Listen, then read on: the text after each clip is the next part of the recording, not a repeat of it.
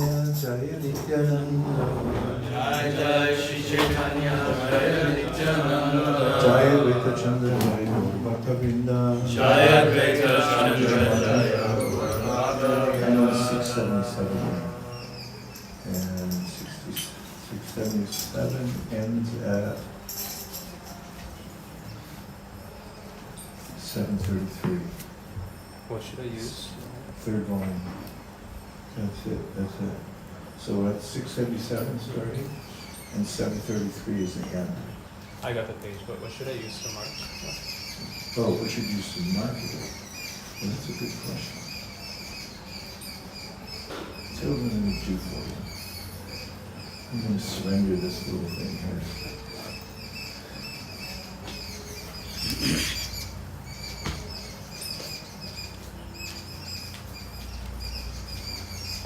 Welcome everyone. We're continuing our reading of the Sri Chaitanya Charitamrita. Thank you very much for being here. We're at Madhya Lila, chapter 11, the Vedic Kirtan pastimes. We're taking up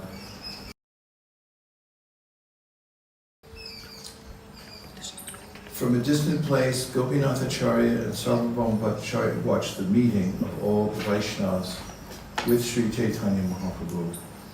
Beginning from the right side of the lion gate, or the main gate of the temple, all the Vaishnavas began to proceed toward the house of Kashi Mishra. In the meantime, Sri Chaitanya Mahaprabhu, accompanied him by his personal associates,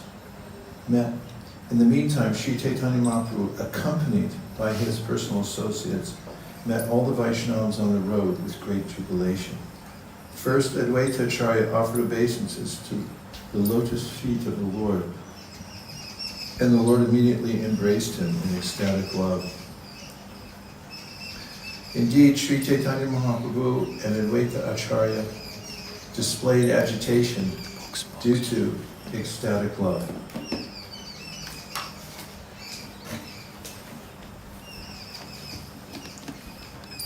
Seeing the time and circumstance, however, Lord Chaitanya Mahaprabhu remained patient. After this, all the devotees, headed by Srivas Thakur, offered prayers to the lotus feet of the Lord, and the Lord embraced each and every one of them in great love and ecstasy.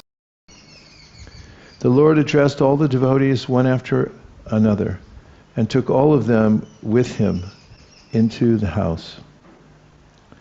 Since the residence of Kashi Mishra was insufficient, all the assembled devotees were very much overcrowded. Sri Chaitanya Mahaprabhu made all the devotees sit at his side, and with his own hand he offered them garlands and sandalwood pulp. After this, Gopinath Acharya and Sarvabhauma Bhattacharya met all the Vaishnavas at the place of Sri Chaitanya Mahaprabhu in a befitting manner. Sri Chaitanya Mahaprabhu addressed Advaita Acharya Prabhu, saying sweetly, "My dear sir, today I have become perfect because of your arrival." Advaita Acharya Prabhu replied, "This is a natural characteristic of the Supreme Personality of Godhead. Although he is personally complete and full in all opulences, he takes transcendental pleasure in the association of his devotees, with whom he has a variety of eternal pastimes."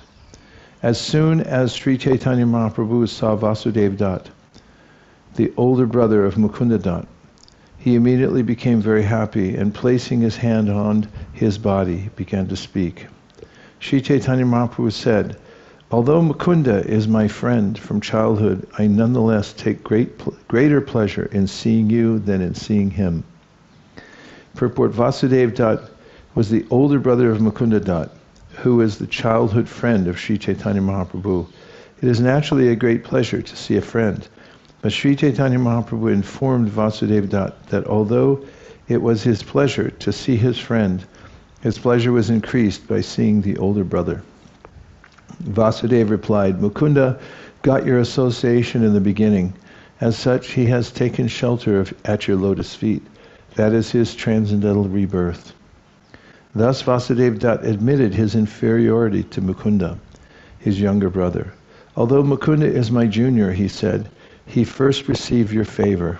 Consequently, he became transcendentally senior to me. Besides that, you very much favored Mukunda. Thus, he is superior in all good qualities. The Lord said, for your sake only, I have brought 2 books from South India. The books are being kept with Swarup Damodar, and you can get them copied. Hearing this, Vasudeva became very glad. Indeed, each and every Vaishnav copied the 2 books. By and by, the 2 books, the Brahma Samhita and Sri Krishna Karnamrita, were broadcast all over India. The Lord addressed Srivas and his brothers with great favor, with great love and affection, saying, I am so obliged that I am purchased by you 4 brothers. Srivas then replied to the Lord, why are you speaking in a contradictory way? Rather, we 4 brothers have been purchased by your mercy. After seeing Shankara, Lord Sri Chaitanya Mahaprabhu told Damodar, my affection for you is on the platform of awe and reverence. Here the Lord is addressing Damodar Pandit, who is different from Swarup Damodar. Damodar Pandit is the elder brother of Shankar. Thus, the Lord informed Damodar that his affection toward him was on the platform of awe and reverence. However, the Lord's affection toward his younger brother Shankara was on the platform of pure love. Therefore, keep your younger brother Shankara with you, because he is connected to me by pure unalloyed love. Damodar Pandit replied, Shankar is my younger brother, but from today he becomes my elder brother because of your special mercy upon him. Then turning to Shivananda Sain, the Lord said, I know that from the very beginning your affection for me has been very great. Immediately upon hearing this, Shivananda Sain became absorbed in ecstatic love and fell down on the ground, offering obeisances to the Lord. He then began to recite the following verse. Nimajiton nanta bavar navarnatash chiraya me kulam ibasa labda trayapi labdam bhagavan ibdanim anutamam patram idam dayaya. O my Lord, O unlimited one, although I was merged in the ocean of nescience, I have now, after a long time, attained you, just as one may attain the seashore. My dear Lord, by getting me, you have obtained the right person upon whom to bestow your causeless mercy. Purport, this is verse 21 from the Stotra Ratna, composed by Alambantaru Yamunacharya. One's relationship with the Supreme Personality of Godhead may be re-established even after one has fallen into the ocean of nescience, which is the ocean of material existence involving the repetition of birth, death, old age, and disease, all arising out of the acceptance of the material body. There are 8,400,000 species of material life, but in the human body one attains a chance to get release from the repetition of birth and death. When one becomes the Lord's devotee, he is rescued from the dangerous ocean of birth and death. The Lord is always prepared to shower his mercy upon fallen souls struggling against the miserable material conditions. As Lord Krishna states in the Bhagavad Gita, Mamai Vamsho Jiva Loke, Jiva Bhuta Sanatana, Manak Shastan Indriyani, Prakriti Stani Karshati. The living entities in this conditioned world are my eternal fragmental parts. Due to conditioned life, they are struggling very hard with the 6 senses, which include the mind. Thus, every living being is struggling hard in this material nature.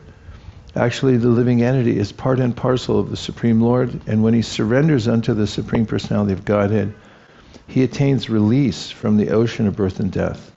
The Lord, being very kind to fallen souls, is always anxious to get the living entity out of the ocean of nescience. If the living entity understands his position and surrenders to the Lord, his life becomes successful. Murari Gupta at first did not meet the Lord, but rather remained outside the door, falling down like a stick to offer obeisances. When Lord Sri Chaitanya Mahaprabhu could not see Murari amongst the devotees, he inquired about him. Thereupon many people immediately went to Murari, running to take him to the Lord. Thus Murari Gupta, catching 2 bunches of straw in his teeth, went before Sri Chaitanya Mahaprabhu with humility and meekness. Upon seeing Murari come to meet him, Lord Chaitanya Mahaprabhu went up to him, but Murari began to run away and speak as follows. My Lord, please do not touch me. I am most abominable, and I am not fit for you to touch because my body is sinful. The Lord said, my dear Murari, please restrain your unnecessary humility. My mind is disturbed to see your meekness. Saying this, the Lord embraced Murari and had him sit down by his side. The Lord then began to cleanse his body with his own hands. Lord Sri Chaitanya Mahaprabhu then again and again embraced all the devotees, including Acharya Ratna, Vidyanidhi, Pandit Gadadhara, Gangadas, Haribhat, and Acharya Purandara. The Lord described their good qualities and glorified them again and again. After thus offering respect to each and every devotee, Lord Sri Chaitanya Mahaprabhu became very jubilant. However, not seeing Haridas Thakur, he inquired, where is Haridas? Sri Chaitanya Mahaprabhu then saw in the distance that Haridas Thakur was lying down flat on the road offering obeisances. Haridas Thakur did not come to the Lord's meeting place, but remained fallen flat on the common road at a distance. All the devotees then went to Haridas saying, the Lord wants to meet you, please come immediately. Haridas Thakur replied, I cannot go near the temple because I am a low caste, abominable person. I have no authority to go there. Although Haridas Thakur was such a highly exalted Vaishnava that he was addressed as Haridas Goswami, he still did not like to disturb the common sense of the general populace. Haridas Thakur was so exalted that he was addressed as Thakur and Gosai, and these titles are offered to the most advanced Vaishnavas. The spiritual master is generally called Gosai and Thakur is used to address the Paramahamsas, those in the topmost rank of spirituality. Nonetheless, Haridas Thakur did not want to go near the temple, although he was called there by Sri Chaitanya Mahaprabhu himself. The Jagannath temple still accepts only those Hindus who are in the Varnashrama order. Other castes, especially those who are not Hindus, are not allowed to enter the temple. This is a long-standing regulation, and thus Haridas Thakur, although certainly competent and qualified to enter the temple, did not want even to go near it. This is called Vaishnava humility. Haridas Thakur then expressed his desire. If I could just get a solitary place near the temple, I would stay there alone and pass my time. I do not wish the servants of Lord Jagannath to touch me. I would remain there in the garden alone. That is my desire.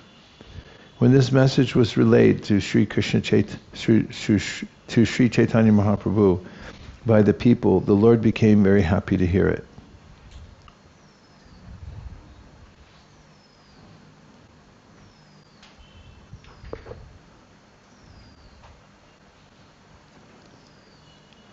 Hare Krishna.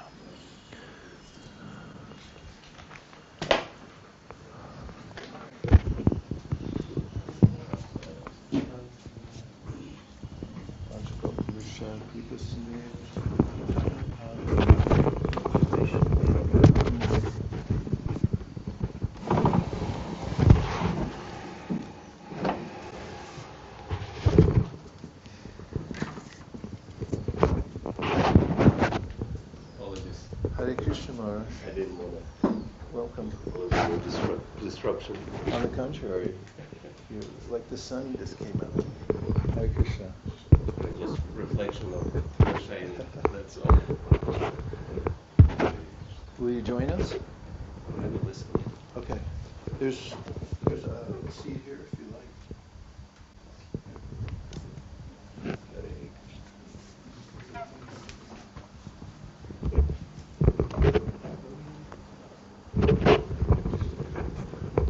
Shall we move this back again?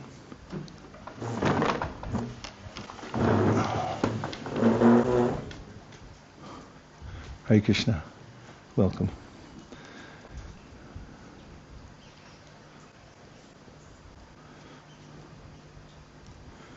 We're reading from Madhya Lila,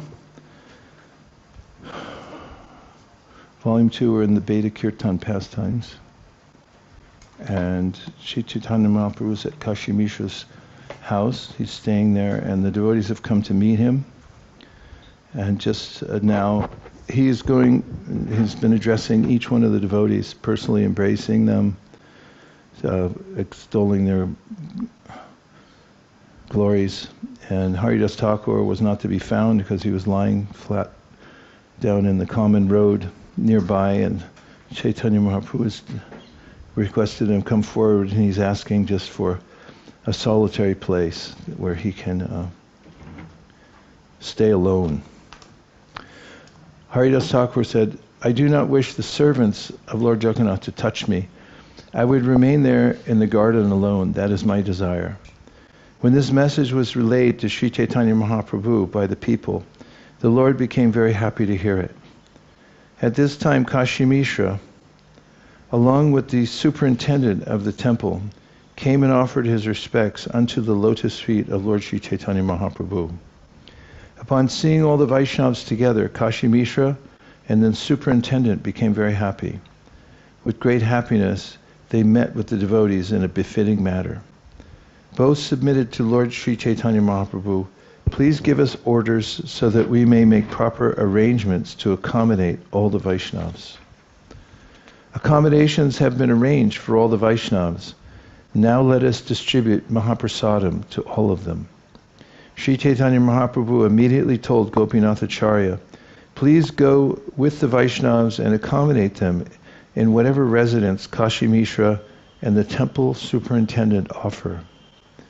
Then the Lord told Kashi Mishra and the temple superintendent, "As for the remnants of food left by Jagannath, let them be delivered to Vaninath Roy's charge, for he can take care of all the Vaishnavas and distribute Mahaprasadam to them."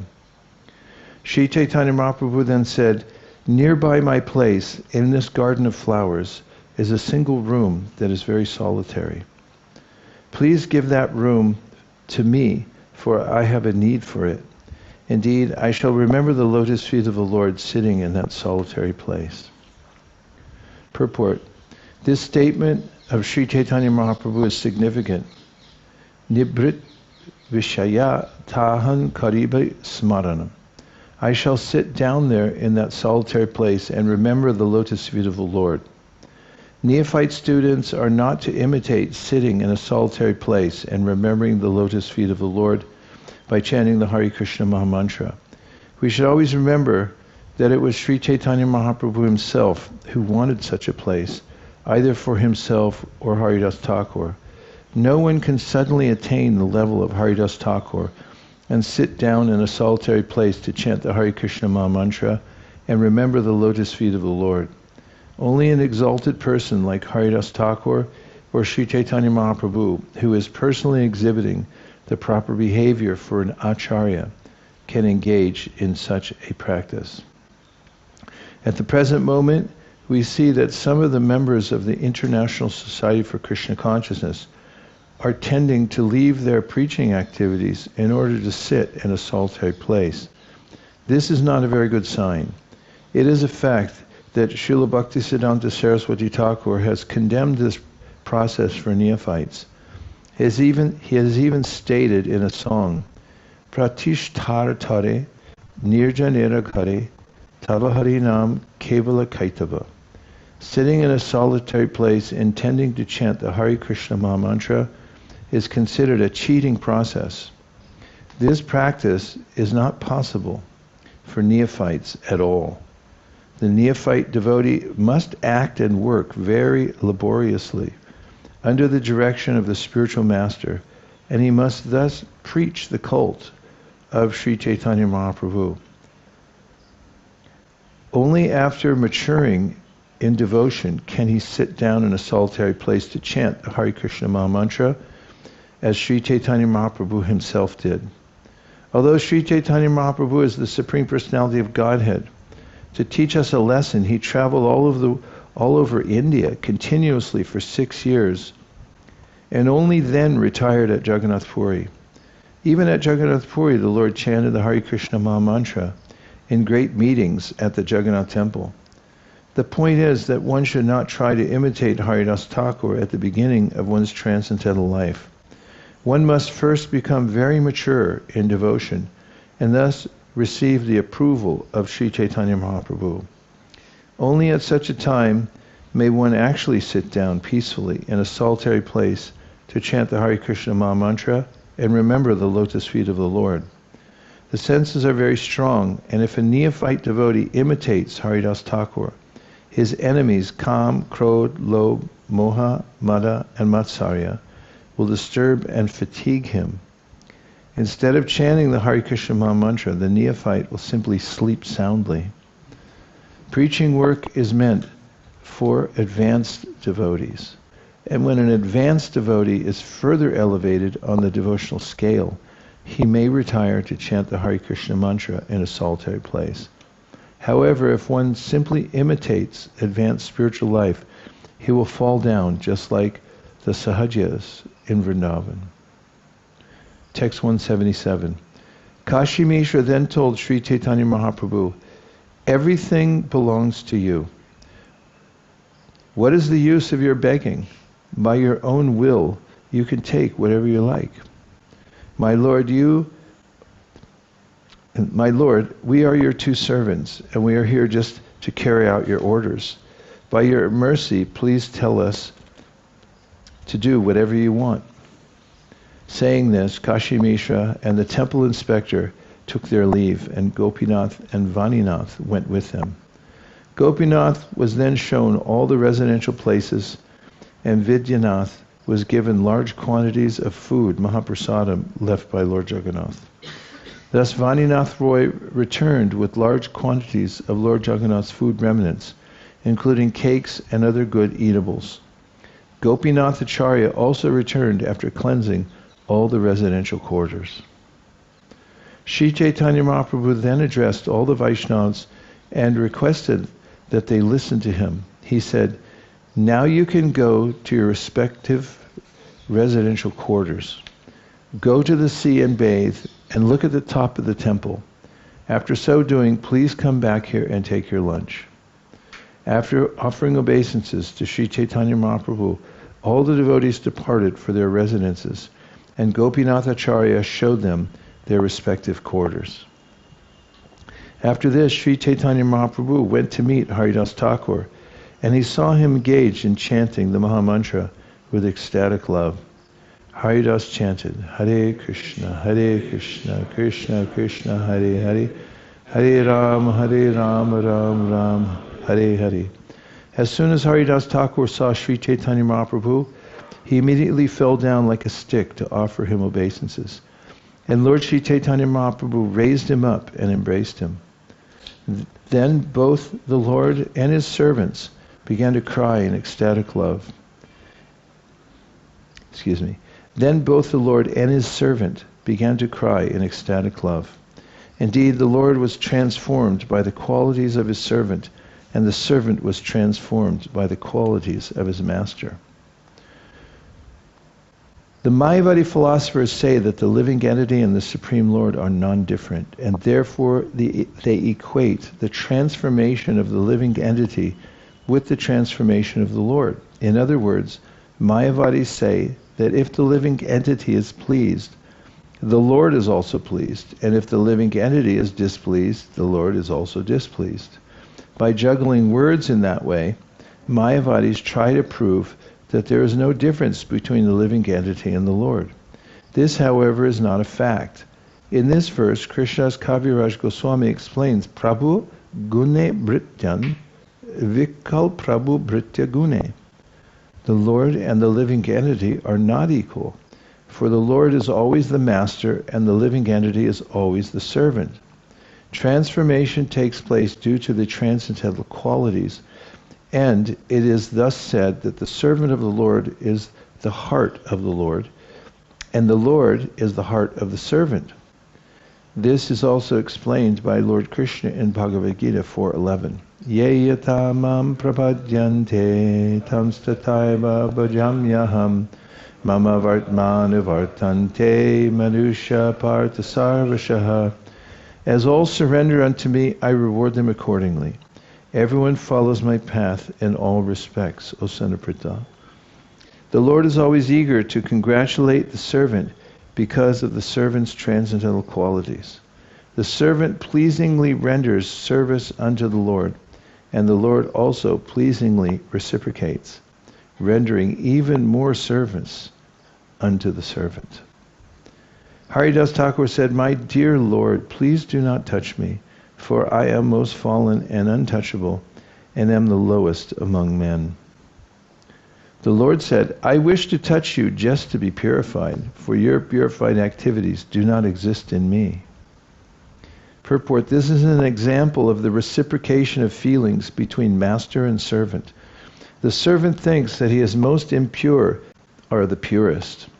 There is no difference in, or the purest. There is a difference in quantity, however, because the master is unlimited and the servant is limited. Consequently, the servant always remains subordinate to the master, and this relationship is eternal and undisturbed. As soon as the servant feels like becoming the master, he falls into Maya. Thus, it is by misuse of free will that one falls under the influence of Maya. The Mayavadi philosophers try to explain the equality of master and servant in terms of quantity, but they fail to explain why, if the master and servant are equal, the servant falls victim to Maya. They try to explain that when the servant, the living entity, is out of the clutches of Maya, he immediately becomes the so-called master again. Such an explanation is never satisfactory. Being unlimited, the master cannot become a victim of Maya, for in such a case, his unlimitedness would be crippled or limited. Thus, the Mayavad explanation is not correct. The fact is that the master is always the master and unlimited, and the servant, being limited, is sometimes curtailed by the influence of Maya. Maya is also the master's energy and is also unlimited. Therefore, the limited servant or limited living entity is forced to remain under the master or the master's potency, Maya. Being freed from Maya's influence, one can again become a pure servant and equal qualitatively to the Lord. The relationship between master and servant continues due to their being unlimited and limited respectively. Sri Chaitanya Mahaprabhu exalted Haridas Thakur, stating, "At every moment you take your bath in all the holy places of pilgrimage, and at every moment you perform great sacrifices, austerity, and charity. You are constantly studying the four Vedas, and you are far better than any Brahmana or sannyasi." Sri Chaitanya Mahaprabhu then recited the following verse: Aho patashra pachato gariyan yajiva grevarditi namatubhyam tepustapaste juhuhu sasna arya pramana churnama grunanti ete. My dear Lord, one who always keeps your holy name on his tongue becomes greater than an initiated Brahmana, although he may be born in a family of dog-eaters, and therefore, by material calculation, may be the lowest among men. He is still glorious. This is the wonderful effect of chanting the holy name of the Lord. It is therefore concluded that one who chants the holy name of the Lord should be understood to have performed all kinds of austerities and great sacrifices mentioned in the Vedas. He has already taken his bath in all the holy places of pilgrimage. He has studied all the Vedas, and he is actually an Aryan. Purport: the word Aryan means advanced. Unless one is spiritually advanced, he cannot be called an Aryan. And this is the difference between Aryan and non-Aryan. Non-Aryans are those who are not spiritually advanced. By following the Vedic culture, By performing great sacrifices and by becoming a strict follower of the Vedic instructions, one may become a Brahmana, a sannyasi, or an Aryan. It is not possible to become a Brahmana, sannyasi, or Aryan without being properly qualified. Bhagavata Dharma never allows one to become a cheap Brahmana, sannyasi, or Aryan. The qualities or qualifications described herein are quoted from Srimad Bhagavatam 333.7 and were spoken by Devahuti, the mother of Kapiladev, when she understood the influence of devotional service, bhakti yoga. In this way, Devahuti praised the devotee, pointing out his greatness in all respects. Text 193. Saying this, Sri Chaitanya Mahaprabhu took Haridas Thakur within the flower garden, and there, in a very secluded place, he showed him his residence. Sri Chaitanya Mahaprabhu requested Haridas Thakur, remain here and chant the Hare Krishna Mahamantra. I shall personally come here to meet you daily. Remain here peacefully and look at the chakra on the top of the temple and offer obeisances. As far as your prasadam is concerned, I shall arrange to have that sent here. Since he was born in a Muslim family, Srila Haridas Thakur could not enter the temple of Jagannath due to temple restrictions. Nonetheless, he was recognized by Sri Chaitanya Mahaprabhu as Nam Acharya Haridas Thakur. Haridas Thakur, however, considered himself unfit to enter the Jagannath temple. Sri Chaitanya Mahaprabhu could have personally taken Haridas Thakur into the Jagannath temple if he wished, but the Lord did not like to disturb a popular custom. Consequently, the Lord asked his servant simply to look at the Vishnu wheel on top of the temple and offer obeisances, namaskuru.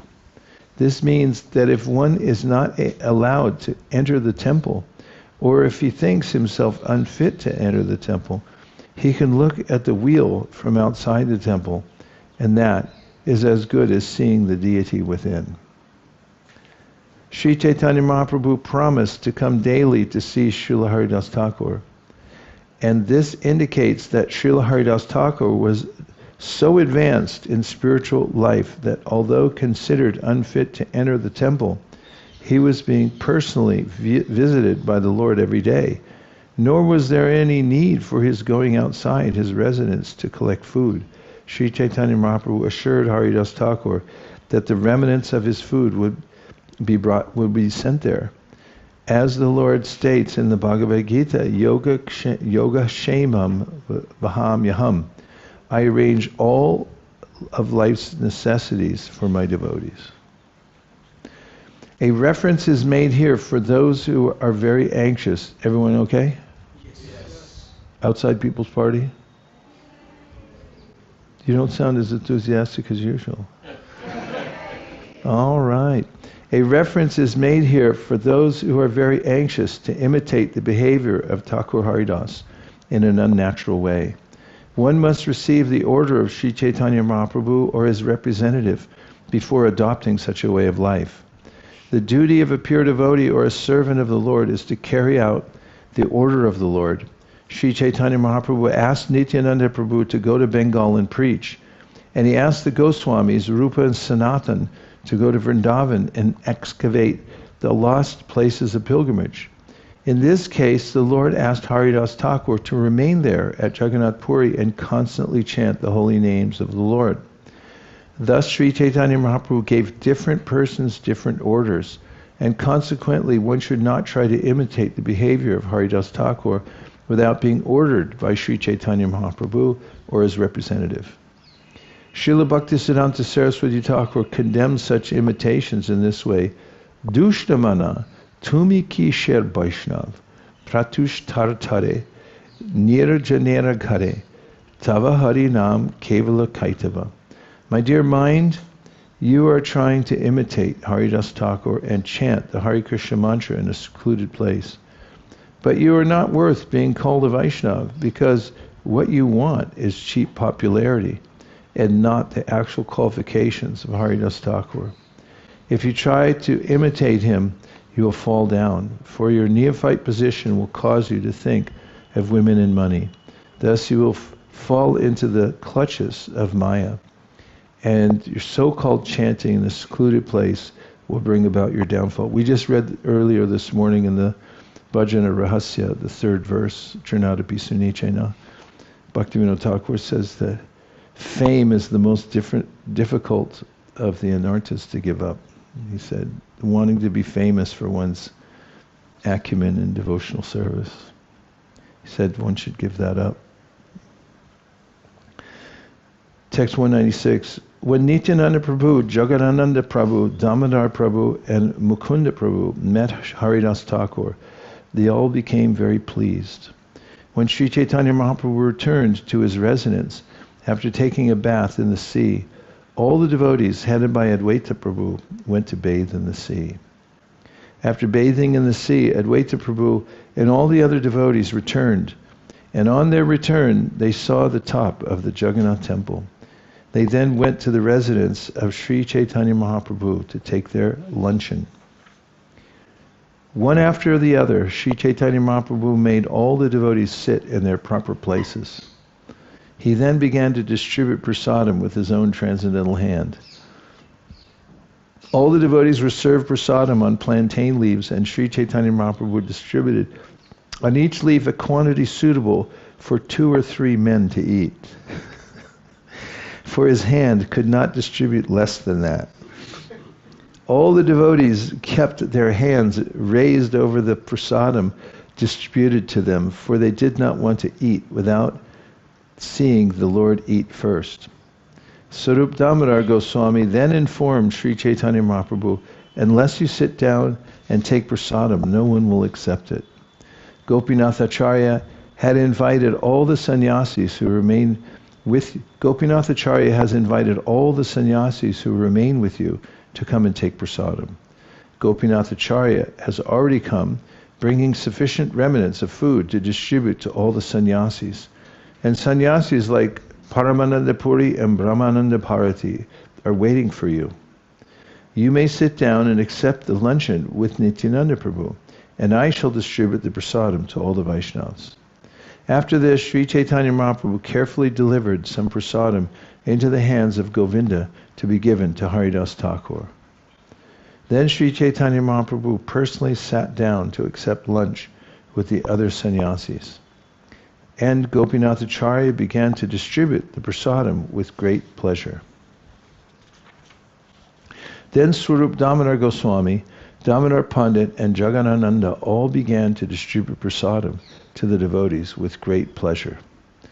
They ate all kinds of cakes and sweet rice, filling themselves up to their throats, and at intervals they vibrated the holy name of the Lord in great jubilation. Purport: it is the practice of Vaishnavas while taking prasadam to chant the holy name of the Lord Hari at intervals, and also sing various songs such as Sharir Avidyajal.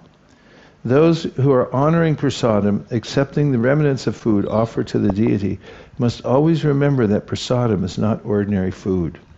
Prasadam is transcendental. We are therefore reminded, Mahaprasade Govinde Nama Brahmani Vaishnave Sopa Punyavatam Rajan Vishwaso Naivajayate. Those who are not pious cannot understand the value of Mahaprasadam or the holy name of the Lord. Both prasadam and the Lord's name are on the Brahman platform or spiritual platform. One should never consider prasadam to be like ordinary hotel cooking, nor should one touch any kind of food not offered to the deity. Every Vaishnava strictly follows this principle and does not accept any food that is not prasadam.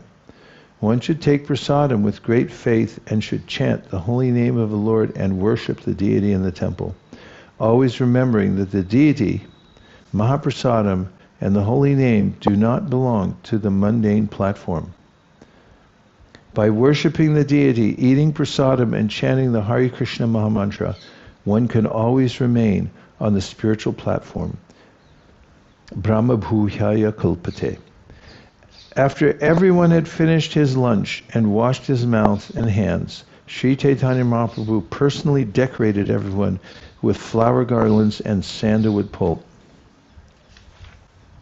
After thus accepting prasadam, they all went to take rest at their respective residences. And in the evening, they again came to meet Sri Chaitanya Mahaprabhu. At this time, Ramananda Roy also came to meet Sri Chaitanya Mahaprabhu, and the Lord took the opportunity to introduce him to all the Vaishnavas. The great personality of Godhead, Sri Chaitanya Mahaprabhu, then took all of them to the temple of Jagannath and began the congregational chanting of the holy name there. After seeing the Dup Arti of the Lord, they all began congregational chanting. Then the Padicha, the superintendent of the temple, came and offered flower garlands and sandalwood pulp to everyone. 4 parties were then distributed in 4 directions to perform Sankirtan, and in the middle of them, the Lord himself, known as the son of Mother Shachi, began to dance. In the 4 groups, there were 8 mridangas and 32 cymbals. Altogether, they began to vibrate the transcendental sound, and everyone said, "Very good, very good. Bhala, bhala." We'll introduce that now too. Can add that to your Hari Hari. When the tumultuous vibration of Sankirtan resounded, all good fortune immediately awakened, and the sound penetrated the whole universe through the 14 planetary systems. When the congregational chanting began, ecstatic love immediately overflooded everything, and all the residents of Jagannath Puri came running. Everyone was astonished to see such a performance of Sankirtan, and they all agreed that never before had Kirtan been so performed and ecstatic love of Godhead so exhibited. At this time, Sri Chaitanya Mahaprabhu circumambulated the temple of Jagannath and continuously danced about the whole area. As the circumambulation was performed, the 4 Kirtan parties sang in front and in the rear. When Sri Chaitanya Mahaprabhu fell down on the ground, Sri Nityananda Prabhu lifted him up. While Kirtan was going on, there was a transformation of ecstatic love and much tears, jubilation, trembling, perspiration, and deep resounding in the body of Sri Chaitanya Mahaprabhu. Upon seeing this transformation, all the people present became very much astonished. The tears from the eyes of the Lord came out with great force, like water from a syringe. Indeed, all the people who surrounded him were moistened by his tears. After circumambulating the temple, Sri Chaitanya Mahaprabhu for some time remained at the rear of the temple and continued his Sankirtan. On all 4 sides, the 4 Sankirtan groups chanted very loudly, and in the middle, Sri Chaitanya Mahaprabhu danced, jumping high.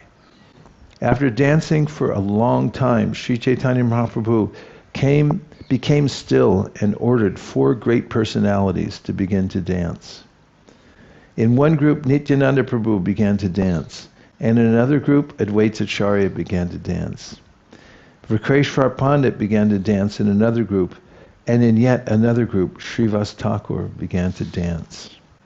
While this dancing was going on, Sri Chaitanya Mahaprabhu watched them and performed a miracle. Sri Chaitanya Mahaprabhu stood in the middle of the dancers, and all the dancers in all directions perceived that Sri Chaitanya Mahaprabhu was looking at them.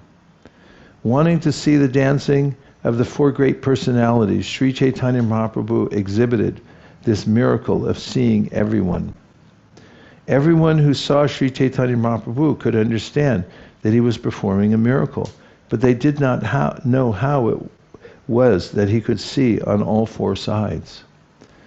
In his own pastimes in Vrindavan, when Krishna used to eat on the bank of the Jamuna and sit in the center of his friends, every one of the cowherd boys would perceive that Krishna was looking at him. In the same way, when Chaitanya Mahaprabhu observed the dancing, everyone saw that Chaitanya Mahaprabhu was facing him.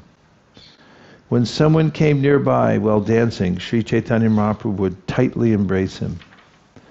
Upon seeing the great dancing, great love, and great Sankirtan, all the people of Jagannath Puri floated in an ecstatic ocean of love. Hearing the greatness of the Sankirtan, Sri Prataparudra went up to the top of his palace and watched the performance with his personal associates. The king was very much astonished to see Sri Chaitanya Mahaprabhu's kirtan, and the king's anxiety to meet him increased unlimitedly. After the Sankirtan ended, Sri Chaitanya Mahaprabhu watched the offering of flowers to the Lord Jagannath deity. Then he and all the Vaishnavas returned to his residence. The superintendent of the temple then brought large quantities of prasadam, which Sri Chaitanya Mahaprabhu personally distributed to all the devotees. Finally, they all departed to rest in bed. In this way, Sri Chaitanya Mahaprabhu, the son of Shachimata, performed his pastimes. As long as the devotees remained at Jagannath Puri with Sri Chaitanya Mahaprabhu, the pastime of Sankirtan was performed with great jubilation every day. In this way, I have explained the Lord's pastime of Sankirtan, and I bless everyone with this benediction. By listening to this description, one will surely become a servant of Sri Chaitanya Mahaprabhu. Hari Hari, Bhalo Bhalo. Praying at the lotus feet of Sri Rupa and Sri Raghunath, always desiring their mercy, I, Krishnadas, narrate Sri Chaitanya Charitamrita, following in their footsteps. Thus end the Bhaktivedanta purports to the Sri Chaitanya Charitamrita Madhya Lila, 11th chapter, describing the Beda Kirtan pastimes of Sri Chaitanya Mahaprabhu. Bravo! Bravissimo! Balo! Balo! Sadhu! Sadhu! Hari! Hari!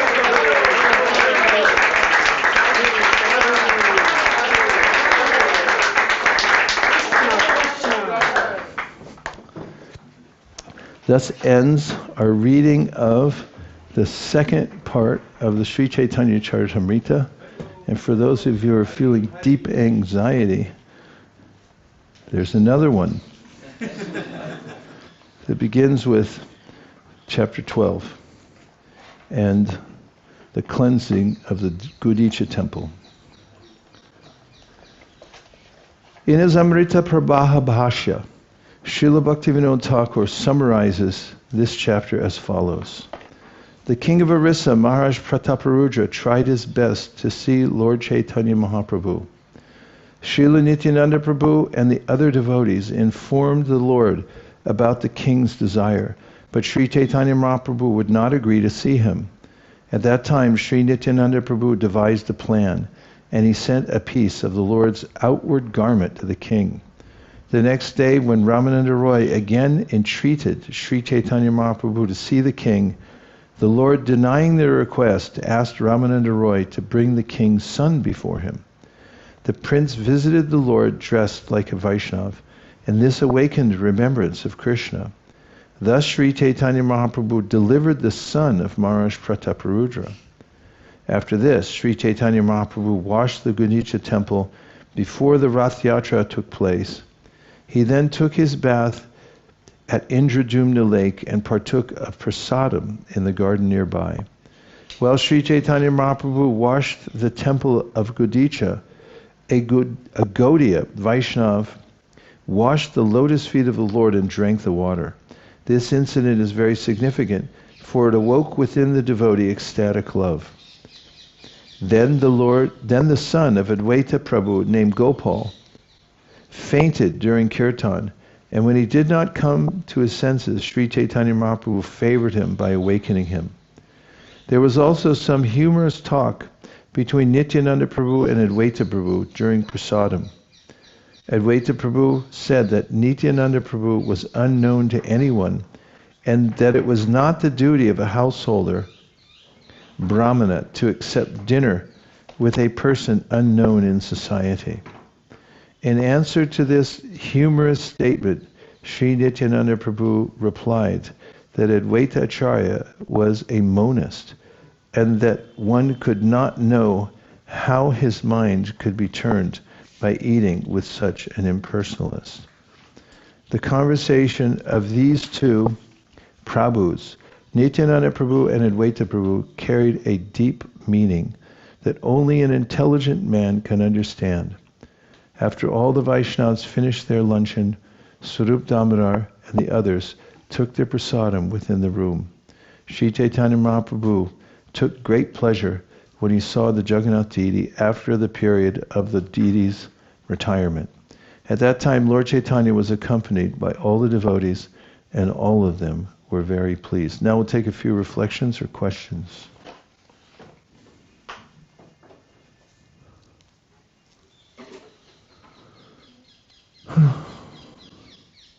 Nityatarangani.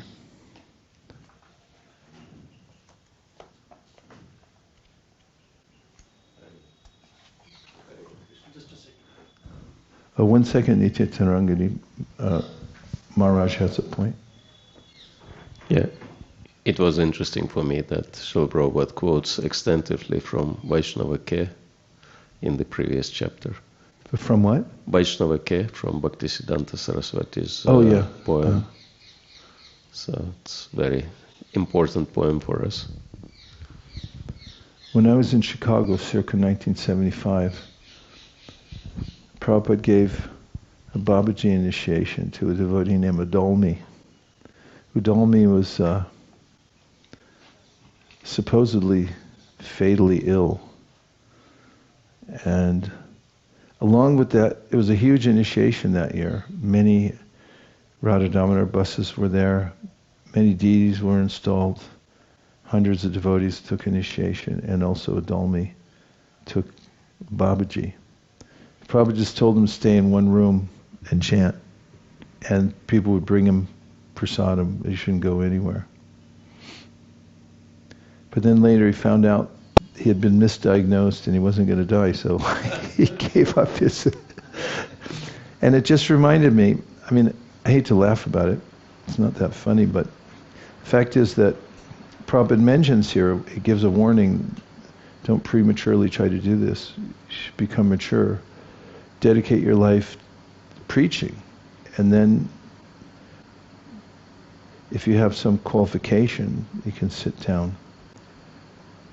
Nitya Tarangani, go ahead. Hare Krishna, Guru Maharaj. I want to report that we have 38 devotees watching online. Hare Hare! And there is a question from Apara Gaurangi Mataji. Guru Maharaj talked about most difficult anartha to get over, to get fame or acumen in service. How can one get over it? Well, one way is to realize how fickle fame is. People who are famous end up infamous the next day, especially nowadays. Prabhupada writes about it in one of his purports. He says, people can become famous or infamous just by getting in the paper, and that was before internet. Because the paper might not be as widespread, but the internet is ubiquitous. And if you realize how fickle people are about appreciating somebody because of their qualities, maybe they don't even know what the qualities are. Oftentimes people are praising somebody and they have no idea what their character is. So fame is shallow and it's also fickle. And you can also study the lives of people who became very famous. For instance, look at the Beatles. They were just young when they became famous. And all of them talk about the very oppressive lifestyle they lived. Everywhere they went, people followed them. They wanted a piece of them. One of them was shot dead by a so-called fan. And so this is something that is in the 7th canto of the Bhagavatam. Narada tells Vasudeva a few points about how to overcome various anarthas by studying them. For instance, he says, to overcome the desire to be wealthy, you should study how difficult it is to maintain wealth. As soon as you get money, you're in anxiety because then you're thinking somebody's going to take it, either the government or one of your 52 cousins, or somebody's going to come and say, you know, Schnicky needs an operation, you're the only one in the family who has money, you better give it. Or just, you know, the government will take it. So those are ways recommended in the Bhagavatam, look at it carefully. Don't just take it for granted that fame is a great thing. And we heard about it earlier with Madhavendra Puri. He avoided it as soon as he realized that people were going to appreciate him because the Lord stole the sweet rice for him. He left because he didn't want to be disturbed by it, by throngs of apparently well-meaning people, but who really are not that deeply attached to him. They just want to get a glimpse of somebody who's famous. Anything else? Yes, Sudhira. Hare Krishna. Oh, me? No. Okay, go ahead, please. Yeah, Maharaj, I just found it interesting that at the very beginning of today's reading, it was said that the two brothers, Shankara and Damodar, and to one, the younger one, Chaitanya Mahaprabhu expressed love, and the other one, awe and reverence. And it startled me a bit because usually we think, as devotees, we hope to develop love, but some have that relationship of awe and reverence with God. But for God to have a relationship in awe and reverence with a devotee, I found that it just took my attention. Yeah, that is very interesting. The nuances of the relationships goes both ways. Okay, Sudhira. And then we're coming back outside. Here, Sudhira, Lokaram, and then outside. I liked a few statements about the master and the servant in the verses and purports. It said transformation takes place due to transcendental qualities. And it is thus said that the servant of the Lord is the heart of the Lord, and the Lord is the heart of the servant. Then later it said, thus it is by misuse of free will that one falls under the influence of Maya. Thank you very much. Lokaram? Hare Krishna. This is from yesterday. We had the question about the 3 ways that the Lord gives mercy. You did your homework? I did my homework. Okay, thank you. Maharaj, yeah. Go for it. So basically, Srila Bhaktisiddhanta Saraswati Thakur just takes each one of the lines. There's 4 lines in the verse, and so each one of the lines he's saying is like a stage of mercy that the Lord is giving to the devotees. So the first is, he's comparing it to an arta nivritti, the purification of the heart, and then manifestation of the bliss of bhakti. Then next comes clarity or revelation on all the conclusions of bhakti siddhanta, that you understand all of the different points of the philosophy, and then then the Lord bestows the madness of divine love. And then the last is that being immersed in divine love, you become fully absorbed in devotion, and then you see how the Lord's pastimes are manifest everywhere. Wow, thank you very much. There was a section in the purport where Prabhupada just mentioned Srila Bhaktisiddhanta Saraswati Thakur had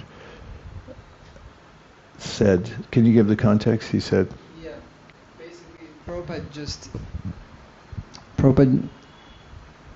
he's frequently giving like a translation or summary of Srila Bhaktisiddhanta Saraswati Thakur's purports to the verses, and so in Prabhupada's purport to this particular verse, he just said at the beginning that Lord Chaitanya, Srila Bhaktisiddhanta Saraswati Thakur says that Lord Chaitanya gives his mercy in 3 ways.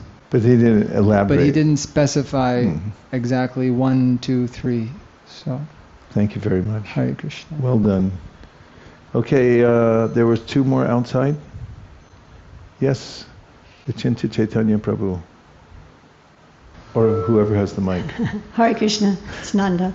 I was struck in the beginning of the previous chapter how Lord Chaitanya had such endearing, intimate relationships with all the devotees, and he appreciated their qualities. And even in the story of Gopakumar, when he finally meets Krishna, he realizes how much Krishna loves him, and then he faints. And yet, even after hearing so many stories like that of the Lord's loving relationship with his devotees, still we doubt, or I doubt, that Krishna loves me, that he only loves Prahlad Maharaj and Sukadeva Goswami and the great, great souls. But he loves every single living entity in some unique way. And that's so what we're all hankering for, and at the same time doubting that it's applies to me. It's such an important point, Nanda. Thank you very much. Related to Krishna's point in the Bhagavad Gita where he says, Vita raga bhaya krodha manmaya mamupashrita bhavo jnana tapasa putamad bhavamagata. Would you see one of those categories like raga bhaya krodha, sort of the fear factor that Prabhupada mentions, fear of personhood, has a lot to do with mistrust of God. A lot of the questions that come up about how did I get here in the first place? I couldn't have fallen down. I can't remember that. Or any of those types of conundrums have a lot to do with what you're talking about. We haven't been loved properly in this world. It's impossible because even in the best of circumstances, it's interrupted. And that's quite disturbing. It's the subject matter of poetry, literature, what to speak of the underlying fear that everyone has, that whatever I have now in the way of relationships, I'm going to lose.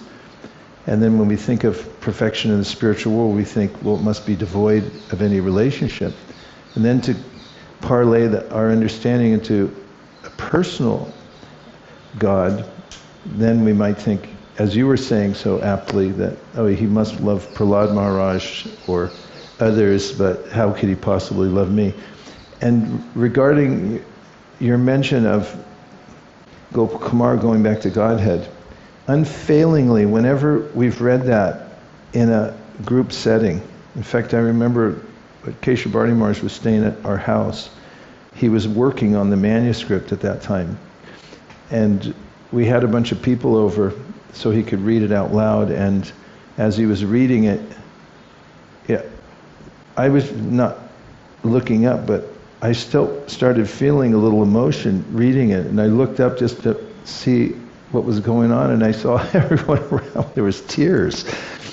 And it's happened several times in various settings, in that exact place that you're mentioning, where Gopal Kumar says, I was cultivating my love for the Lord, but I never imagined that he actually loved me.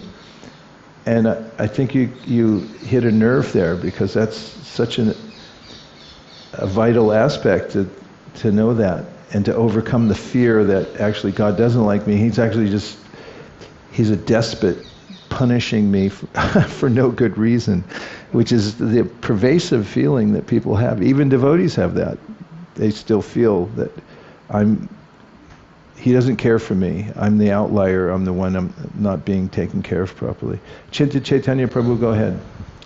There's something interesting which happened this morning. I was going on parikrama with Madhav, and since this topic came up about Vaishnava K being referred in this section, Vaishnava K by Srila Bhakti Siddhanta Saraswati Thakur, there is a whole commentary on it by His Holiness Jayapatak Maharaj. And one of the most important themes of this book is Nirjan Bhajan, and how Nirjan Bhajan is actually a shield for puja, pratishtha and labha, and name, fame, adoration. So coming back to this morning's parikrama, on one section I encountered a sadhu who was carrying an audio device, and probably he was listening to his guru or something. And the one word which I heard very loudly was Shukera Vishta, that's like the stool of a hog, It rattled me. And then it said, okay, then it was in Bengali and he could understand it. So I said, okay, press name, fame, prestige, this is stool of a hog, And then I was thinking, oh, what a wonderful thing to hear. And then I just heard Apura Gaurangi's question that how do we avoid this desire? personally what I think is that when I look at the people in this world, I look at the fact that they're all after name, fame, prestige, and they're all after the stool of a hog. So what is the use of trying to become famous among all these kind of people who are after the stool of a hog? So, Ramananda Roy says that the most famous person is that one who is a devotee of the Lord. So better to become a devotee of the Lord rather than try to become famous amongst a society of people who are aiming for the stool of a hog. In fact, Jayaprakash Maharaj mentions it humorously that the hog eats stool. First of all, the hog eats stool. So can you imagine what the stool of an entity which eats stool could be like? So Bhaktisiddhanta Saraswati Thakur has really hit the nail on the head. Thank you. Hare Krishna. Yeah, it's amazing too, just how on parikram you can pick up phrases or images that stick in your mind and become emblematic of some really important point. It's a gift by Giriraj. Mahendra Prabhu. Hare Krishna. Raghunath Das Goswami in Manakshik also gives graphic examples of Pratishta and Kapata, desire for fame, prestige, and following hypocrisy and cheating, like donkey's urine, which is burning, and illicit lover and the prostitute who is offering a cooked dog. Really. But he says that these two are what you said in the beginning, that Bhaktivinoda Thakur said it's very difficult to overcome the sanartha. He said is one of the reasons. The others are all very obvious, like kama, krodha, lobha, etc. But these ones you can't really see yourself, or they're much more subtle, much more difficult. He says the only way to overcome is by taking full share at the generals of Lord Chaitanya. The generals of the Lord generals Chaitanya. of the army of Lord Chaitanya. Then they can help you mercifully. Thank you very much. May we read a couple more verses and wait for the bell, or are you eager to get it? That was next door. We maybe file a restraining order that they can't use the same kind of bell we have. Oh, somebody wants to check. I don't think it was our bell. Yes, please. Hi Krishna, just this point on Pratishta, there's another... Keep that mic really close, yeah. On the point of Pratishta... One second. Hare Krishna Maharaj, thank you for coming. Happy Parikram, thank you for visiting. You made our day. I thought it was a recording, then I was so happy to see that it's in real. Thank you for blessing our assembly.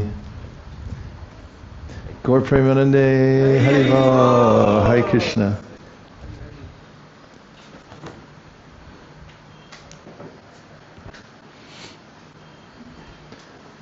Okay?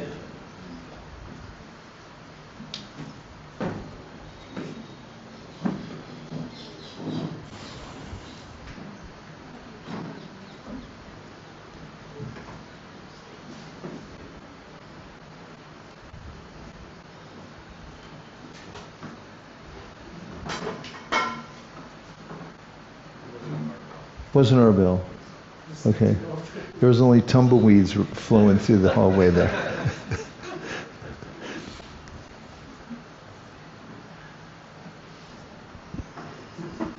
On the point of fame, there's another... The point side. on what fame. Yes. Okay, go ahead. The devotees, they, especially we hear Prabhupada disciples, they don't want fame, and fame comes because they're doing such amazing service for the Lord.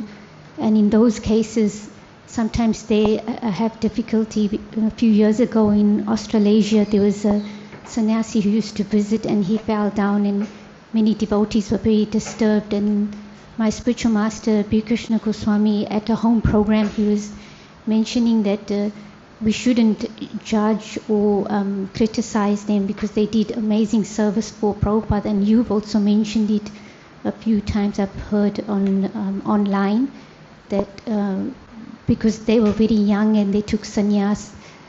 But the point he was raising was that they in a position of so much honor and prestige that they are kind of cornered and they can't reveal their difficulties. So he said it's very important for every devotee to have at least one devotee they can confide in, and they don't necessarily need to publicize their difficulty, but work through it in private, so it doesn't also disturb the wider Vaishnava community, and they also get the help that they need during the difficulty. Yeah, such a nice point from Bir Krishna Maharaj. And if somebody's famous, they may not want to disappoint anybody by letting them know that they're not as great as people think they are, and then from that they may be overcome by their anarthas. So it is very important to have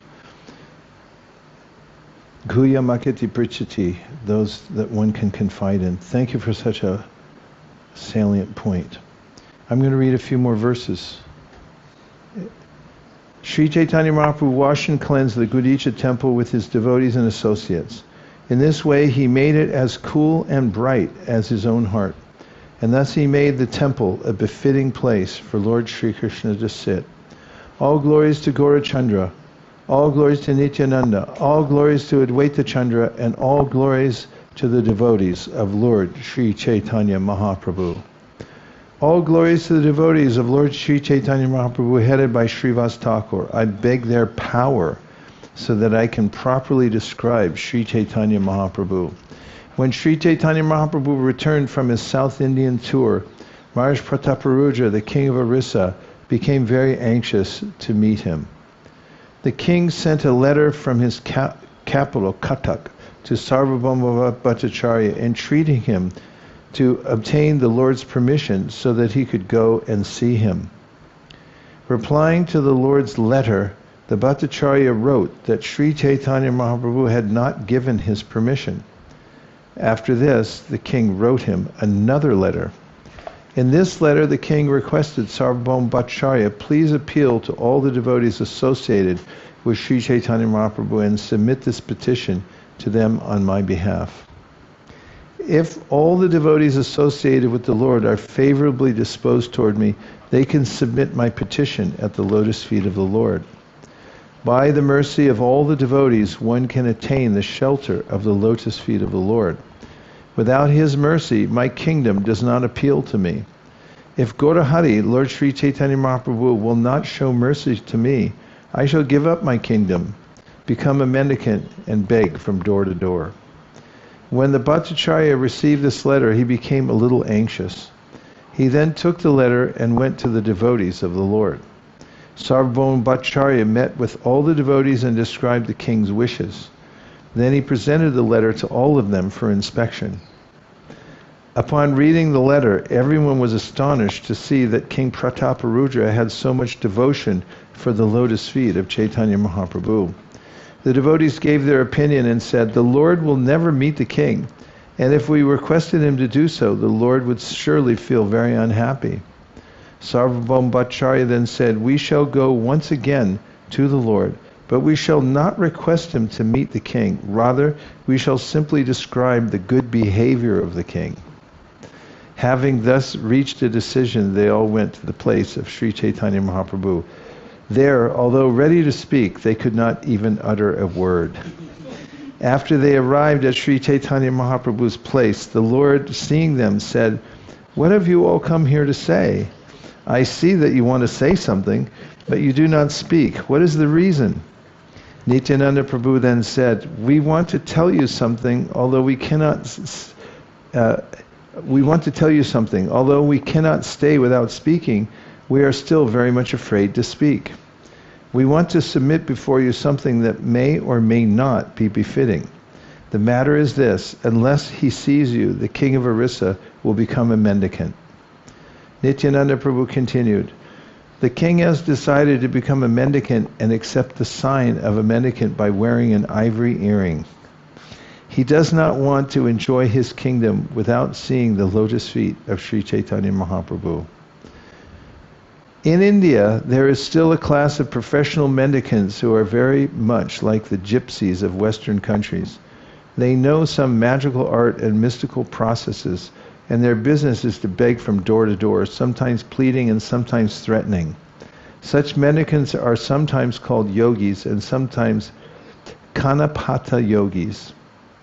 The word kanapata refers to one who has put a hole in his ear to wear an earring made of ivory. Maharaj Prataparuja was so depressed by not getting to see Sri Chaitanya Mahaprabhu that he decided to become such a yogi. Ordinary men might think that a yogi must have an ivory earring in his ear, but this is not the sign of a real yogi. Maharaj Prataparuja also thought that to become a mendicant, one must wear such an earring. Nityananda Prabhu continued, the king also expressed his desire to see the moon-like face of Sri Chaitanya Mahaprabhu to his eyes, full satisfaction. He would like to raise the lotus feet of the Lord to his heart. Hearing all these statements, Sri Chaitanya Mahaprabhu's mind was certainly softened, but externally he wished to speak some harsh words. Sri Chaitanya Mahaprabhu said, I can understand that you all desire to take me to Cuttack to see the king. Purport, Sri Chaitanya Mahaprabhu is naturally the reservoir of all kindness, and as soon as he heard the statement made by the king, his heart immediately softened. Thus the Lord was ready to go see the king even at Cuttack. He did not even consider allowing the king to come from Cuttack to Jagannath Puri to see him. It is significant that Sri Chaitanya Mahaprabhu was so kind that he was ready to go see the king at Cuttack. Apparently, it was never expected that the king wanted to see the Lord at his place, but by way of being externally harsh, the Lord indicated that if all the devotees so desired, he would go to Cuttack to see the king. Sri Chaitanya Mahaprabhu continued, what to speak of spiritual advancement? All the people will blaspheme me. And what to speak of all the people? Damodar will chastise me. And that brings us to the end of our auxiliary special session, special emergency session for this morning. We'll see everyone back here at 10:30. Thank you very much. Gaur Premanande, Vanchakalpadurishya, Kripasinabhe, Vichapatitanam Pavanebhyo, Vaishnavebhyo, Namo Namo.